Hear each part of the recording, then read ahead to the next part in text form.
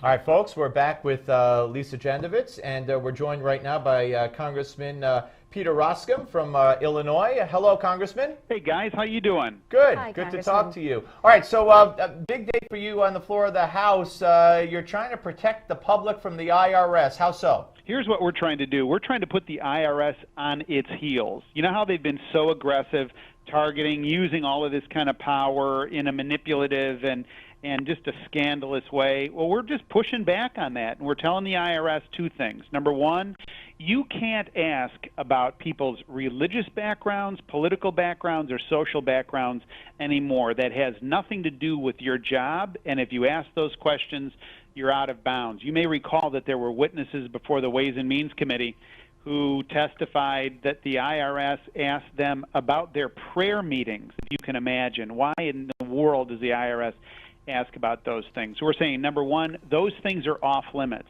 Secondly, we're trying to get higher back to the Internal Revenue Service. The IRS has 30 days to respond to that. Not, it can't be a blow-off type of answer, but the IRS gets the same amount to respond back as they give to other people. So we're just trying to get the IRS pushed back and restrained and more modest in their techniques. Congressman, we know that conservatives have been the ones who have been targeted.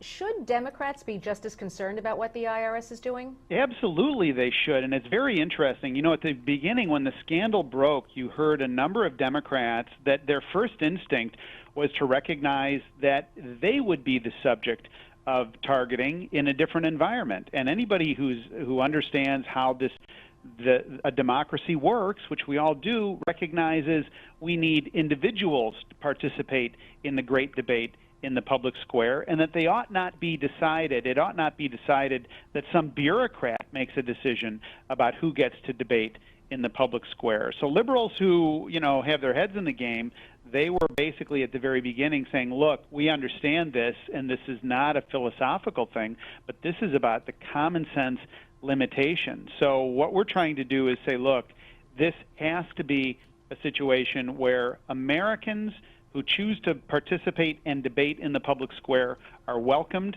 and it's not a bureaucracy that makes those decisions. When I see that you're the chief deputy whip for the House majority, it reminds me of a Seinfeld episode where Kramer says, Jerry asks him, what does the whip do? Well, in the old days when you wouldn't vote the way the party wanted you to, they'd whip you.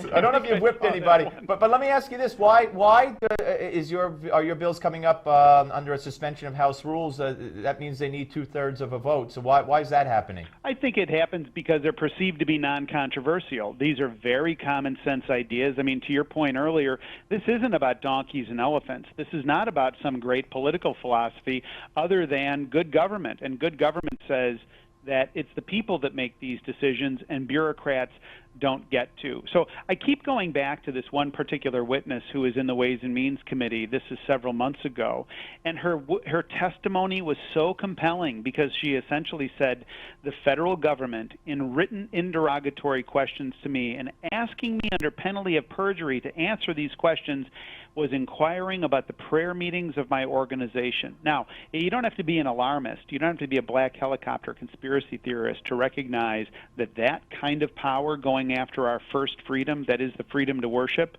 is something that should make everybody shudder. Well, what you say under penalty of perjury to the IRS? What about Obama's law that he woke up the other day and decided to implement, where businesses are prohibited from making a business decision if it involves Obamacare? In other words, you can't fire employees to get under the Obamacare limit, and you have to swear to such to the IRS under the penalty of perjury. He made that up. How is Congress combating that? Look, there's no shortage of things to deal with against the administration, and particularly overreaches. You're going to see the House dealing with this whole idea of executive overreach in the coming weeks. I think that's going to be rolled out in March. But to your point, there's one thing after another thing after another thing to do. And I think what the administration wants us to do is, frankly, feel overwhelmed, like this is all a foregone conclusion, or they've created a new normal, and we've got to reject that and push back. And I am of the view that pushing back hard on the IRS is right where we need to be.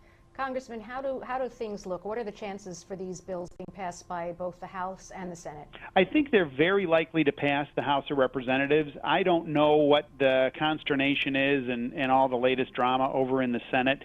But I do think that there's a number of folks who, kind of to your earlier point, recognize that this is not something that the Internal Revenue Service, any Internal Revenue Service that's headed by any president of the United States, should be able to inquire of. So I hope that it's able to break through some of the typical back and forth and get a fair hearing over in the Senate. You know, it's interesting. I'll let you go with this.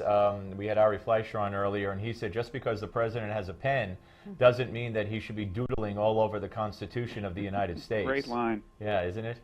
Great line. And I think that our founders created a system where we have co-equal branches of government that hold one another accountable. The challenge is, and this is something that we're all dealing with, the nature of that accountability sometimes takes a long time to reconcile. Yeah. All right, Congressman. I know that John Boehner met with President Obama today, first time in over a year, possibly. You expect anything significant to come out of that? I don't. I mean, look, you want these two people to be in conversation with one another, and that's a good thing. But President Obama has made it very, very clear he's not willing to deal with the long-term debt problems of our country unless you raise marginal tax rates.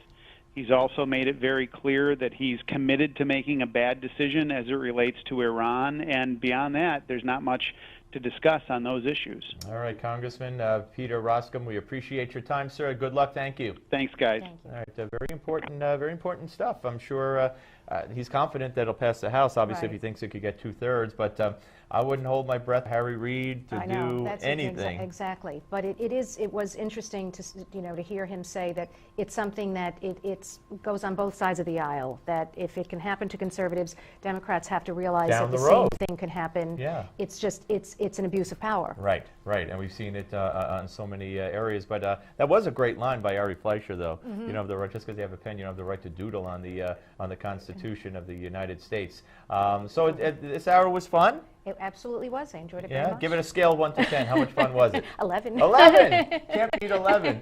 All right. Well, we'll see you soon. Yes, Appreciate absolutely. It. Okay, absolutely. that's Lisa Thanks Jandovitz, ladies and gentlemen.